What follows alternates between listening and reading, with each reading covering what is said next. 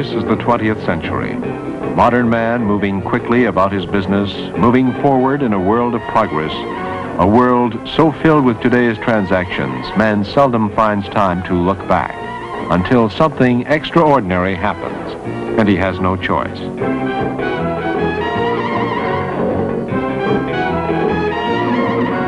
If this prehistoric monster appeared in the mainstream of traffic in any 20th century city, modern man would forget today's progress, even if just for long enough to get out of the way. He'd be reduced to the single basic drive every man has inherited from his ancestors, the instinct of self-preservation. The chances of meeting a dinosaur in today's world are very slim, but the possibility of contacting another kind of prehistoric monster is all too real. This monster is venereal disease. This is an enlarged reproduction of the germ known as gonococcus, the germ of gonorrhea, a disease known 5,000 years ago to the Chinese and to the ancient Arabs, Greeks, Hindus, and Romans, still known today in the modern world of the 20th century. These are spirochete germs, shaped like corkscrews, syphilis germs, first referred to in European writings of the 15th century. Syphilis has kept pace with a changing world for 400 years. Promiscuity and ignorance of the causes and consequences of the venereal diseases have contributed to their spread.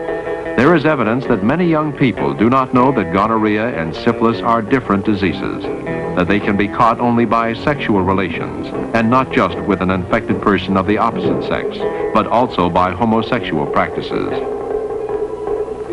Down through the years, much has been learned about gonorrhea and syphilis. Modern medicine has developed drugs providing our present generation with effective cures. Until today, here and now, these diseases have found a new ally, complacency. Modern society has lost its fear to the point of carelessness, and the monster venereal disease continues as a modern heritage.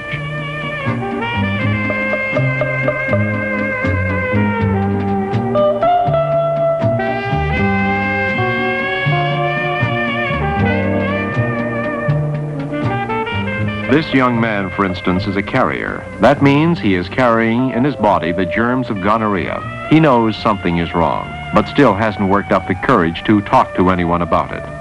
The previous weekend, John's family went to the cottage. On Saturday night, John and his buddy invited their girlfriends to the house for a few drinks.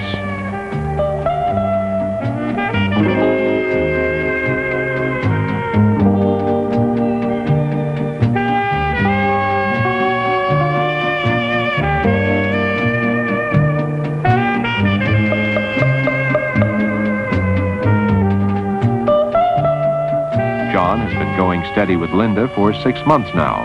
He thinks more of her than any girl he has gone with before, and Linda feels the same way about John.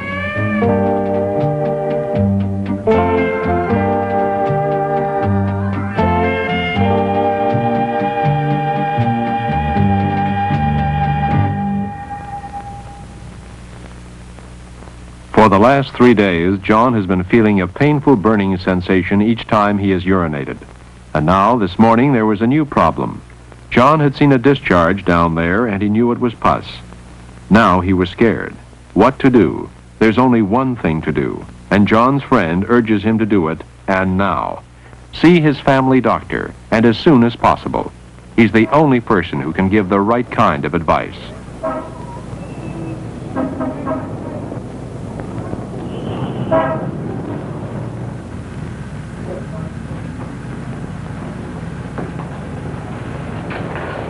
Well, John, the microscopic examination confirms the burning sensation you've been feeling when you urinate, and also the discharge of pus that you saw this morning are symptoms of gonorrhea, one of the venereal diseases. Now, gonorrhea can have very serious consequences in an adult male as time goes on if he does not receive the proper treatment. You see, the gonorrhea germs enter a man's body at the head of the penis. They travel up and invade the lining of the urinary canal. Inflammation results, and this is what causes the burning sensation during urination. It also causes the discharge of pus from the penis. These are symptoms of gonorrhea in the acute stage when it is very infectious. And of course, anyone having such symptoms should abstain from all sexual relations. I'd feel all right, doctor. If I were infected, wouldn't the infection make me sick? Well, if you mean nauseated or headachy when you use the word sick, the answer is no. But gonorrhea can cause complications that can completely disable a person, John. And these complications can arise if you neglect proper treatment. You see, the gonorrhea germs may extend deeper to involve the posterior part of the urinary canal, the prostate gland, and sperm canal. The infection may cause an abscess of the prostate gland and inflammation of the spermatic cord. Now, this can result in sterility in a male. And arthritis also can result from a neglected gonorrhea infection. So you see, John, if proper treatment isn't given as quickly as possible, the subsequent complications can become life sentences for a man. For example, he may never be a father. Unfortunately, this disease can be cured with modern drugs, but tissues that are scarred and damaged from these complications can never be repaired. All the time we've been talking, in fact, ever since I first knew something was wrong, I've been trying to figure out where I might have got this infection. I've used the toilet in public restaurants during the last 2 weeks, but they look clean. Maybe the dishes weren't sterilized or... Now, hold on a minute, John. You can stop all your figuring. There is only one way that you could have contacted gonorrhea, and that is through sexual intercourse with an infected person. Now, there is no immunity to the disease, John. A person can contract VD any number of times, and furthermore, no reliance can be placed on contraceptives as a means of preventing infection. All this business about dirty dishes and unclean washrooms, I'm afraid, is just a lot of nonsense. Now, this is very important, John. It means that there is an infected girl who must be found and treated before her own health can be dangerously affected, or before she passes the disease on to somebody else. Now, I would like you to tell me who the girl or girls are with whom you may have had relations during the past 2 weeks, and how they can be located. The health department will assist us in this. It will be done with courtesy and in the strictest confidence. The girl will not even be told who gave her name. Well, there was only one girl. But it couldn't have been her, Doctor. We've been going steady for several months. Well, you must have been infected by her, if she's the only one. She should be examined and treated immediately. Look, please try to understand how very important this is for her. Now, are you being truthful when you say there were no contacts? Yes, she was the only one. Besides, you must be wrong. I just don't believe she would have stayed with me knowing that I would get an infection. Well, that's the sad part of this whole thing, John. This girl may be quite unaware as yet that she is infected herself. And naturally, she wouldn't know that she's passed along the infection to you. You see, gonorrhea is not as easily detected in women as it is in men. It may cause fewer symptoms. But surely you can realize that you'll be actually doing her a favor by seeing to it that she has the benefit of medical examination. Sure, I can see your point, Doctor, but I just can't believe it.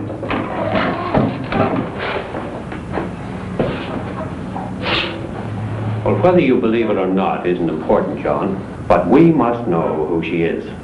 Let me think about it for a while, Doctor. I'll come back after I've had a chance to do some thinking. Well, while you're taking your time, John, just keep one thing in mind, will you? Time is that girl's enemy right now, and your silence could cripple her. Now, I know that you think you're being honorable in withholding her name, but your mistaken sense of honor could easily lead to serious illness. Look, she has passed gonorrhea on to you, John. But if she has been promiscuous with other men, she may also be carrying the germs of syphilis in her body. Now, syphilis is even more devastating than gonorrhea if it isn't properly treated. Do you want to be an accomplice to this? By keeping your secret when you are in a position to help?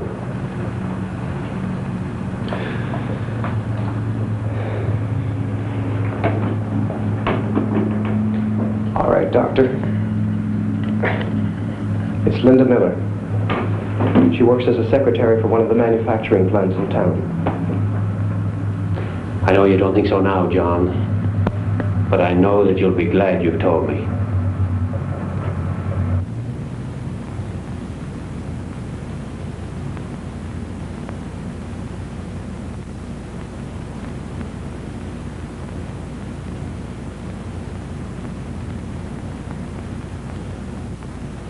You ask why we've called you here. Why we think that you may have a venereal disease isn't important, Linda. The important thing is that you see your doctor without delay. He'll examine you and have some laboratory tests done. If you are infected, immediate treatment is terribly important. Wherever you're getting your information, Miss Johnson, all I can say to you is that you've got the wrong girl. Now, if you'll excuse me, I'd like to be getting along. Oh, Linda, let me explain some of the simple facts about venereal disease to you. Hear me out. Then if you still want to leave, you're quite free to go. Gonorrhea, in women or girls, may cause very few symptoms. When symptoms do occur, usually they take the form of a burning sensation during urination, or there may be a vaginal discharge. Now, even when these symptoms do occur, they're often ignored. They may even disappear in a short time. But the gonorrhea germs do not disappear. They multiply, and they travel. Now, if early treatment is not given, the infection can spread to the uterus, and from there to the fallopian tubes. Inflammation in the fallopian tubes can cause serious illness. The scarring which results may cause sterility. Sterility, Linda. A small word with a world of meaning. Do you know what that can mean to a girl? No babies. Instead of the joy of a family of her own, the memory of an illness which could have been completely prevented. Now, as I said before, Linda, you're perfectly free to go. But I'd like you to stay. We can discuss this problem.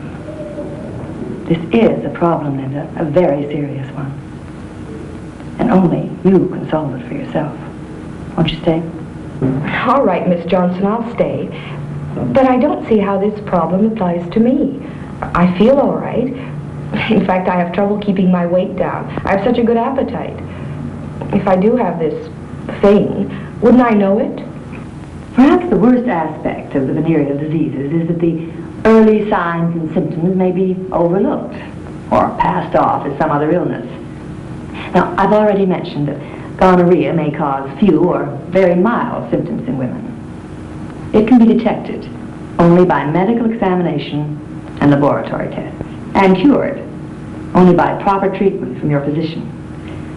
Now, the first stage of syphilis in a woman may show itself by a chancre or sore forming on the outside genital area. But often, the chancre forms internally. Now, it's typically small and painless. Now, because it is painless and usually hidden, syphilis often goes undetected until it's reached an advanced stage. Now, even in the later stages, syphilis may show itself by symptoms that are mistaken for other temporary minor ailments. Skin rash and swollen glands may appear 6 to 8 weeks after the chancre is cleared up. A sore throat and fever may occur. Small sores may appear around the mouth, and patches of hair may fall out. Now, any one or all of these symptoms may occur, but often their true nature isn't realized because they're so common to other ailments.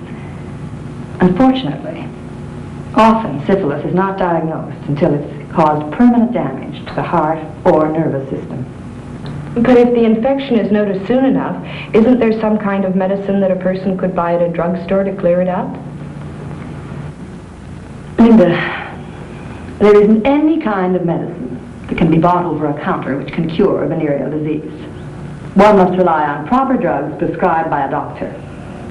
Now, any person who's foolish enough to believe that a bottle of pills or a tube of ointment in a plain wrapper might be effective in the treatment or cure of venereal disease is going to be very sorry later in life. I don't remember that chancre you described. And I'd certainly remember that burning feeling if I'd ever had it. In fact, I don't seem to have any of the symptoms at all. So how can you be so sure I have an infection? I'm not sure, Linda. In fact, I sincerely hope you're right. But the only way we can know, either of us for sure, is for you to be examined by your own doctor. Look, think about it this way for a moment. In a few years' time, you'll very likely be getting married. Now, if a woman with untreated syphilis becomes pregnant, she could pass this disease on to her unborn child. Now, that means that it's possible that the baby could be born dead or deformed.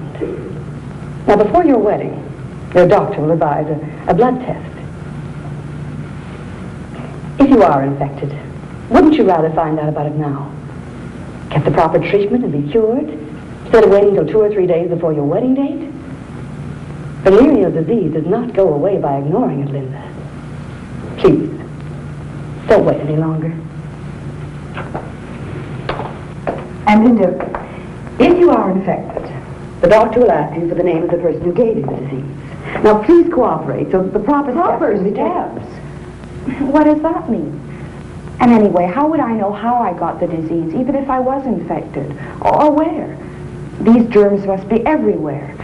I could have picked it up from a toilet seat someplace. Linda, it just doesn't happen that way.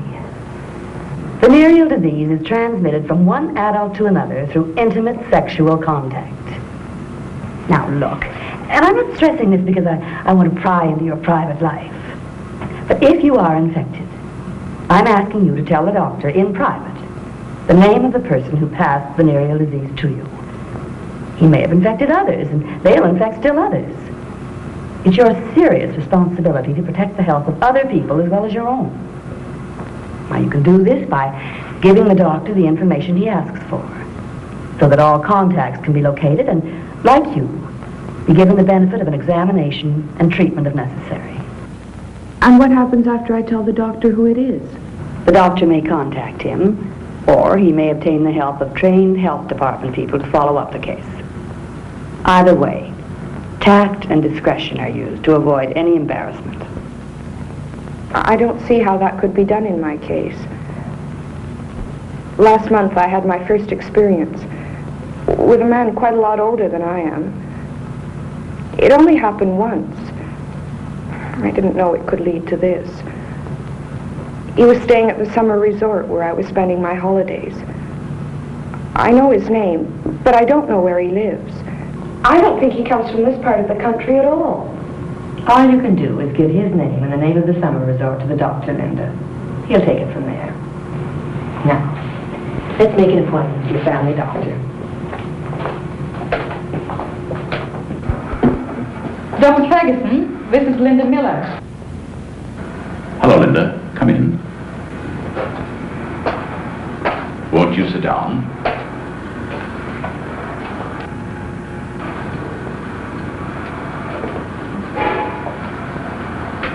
Hello, Doctor. Miss Johnson, the public health nurse, told me it's possible that I might have an infection. That's what I came to see you about. These two young people, by a chain of circumstances, contracted venereal disease. But fortunately, their infection was detected early enough and treatment begun in time to cure it before serious consequences could result. But what of the man quite a lot older than Linda? Will he be so fortunate?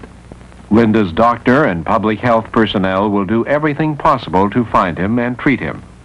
But how many others will become infected before the chain of infection is broken?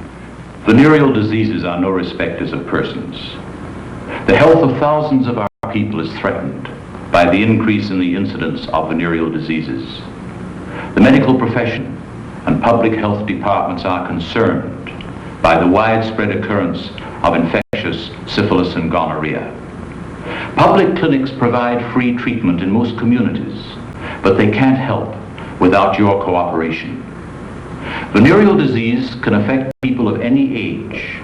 Not even the unborn baby is safe from the body-destroying menace of venereal disease.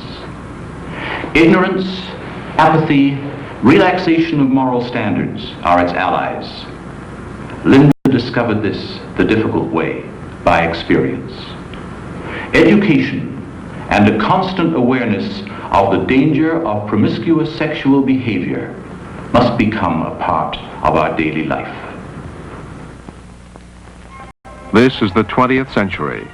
But how many of us in our modern age are still in a prehistoric stage in our thinking about venereal disease? Why has venereal disease continued as a blight on society down through the ages when it should be as extinct as this dinosaur in this day of scientific marvel? How long will it take society to develop a social conscience as advanced as the material gains we now enjoy? Can syphilis and gonorrhea be eradicated before we defeat complacency and ignorance? Can our generation govern its own behavior sufficiently to abolish the menace of venereal disease for future generations?